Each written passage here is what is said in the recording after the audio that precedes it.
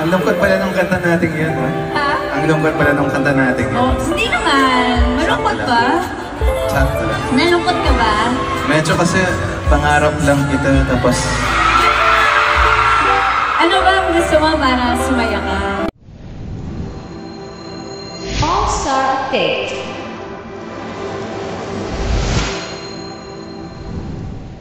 Nakilig ng husto ni na Kim Chiu at Paolo Abilino ang mahigit 7,000 fans na dumalo sa Family Day ng kanilang matagumpay na series na What's Wrong with Secretary Kim.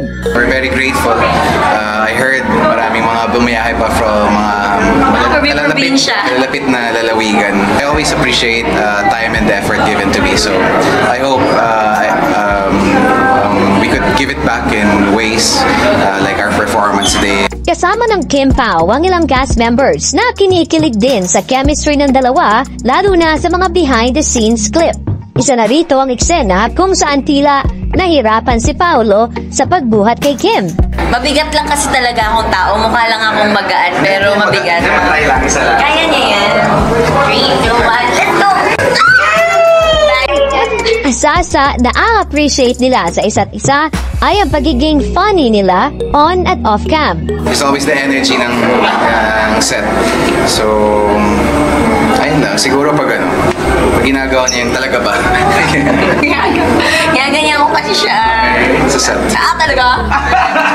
Madami siyang joke. Pinaka-funny niya, yung joke na hindi naman yung joke yung nakakatawa, yung delivery niya lang. Napapatawa niya naman ako. Parang salitan kami, pag umaga, ako nagpapatawa sa kanya. Tapos pag gabi na, tsaka hanggang madaling araw siya na. Bukod sa Family Day noong Sabado, pinasaya rin ni Kim at Paolo ang ating mga kapamilya sa Agusan del Sur at Sorsogon. Nag-trending pa ang mayon dahil sa jump shot nilang ito, kasama ang picture-perfect shot ng bulkan. Sa event na dinaluhan ni Kim, nagbigay ng reaksyon ang actress. Pati daw yung mayon nakisang-ayon sa Kim Pao. Uy, ganun ba yun? Hindi ko alam.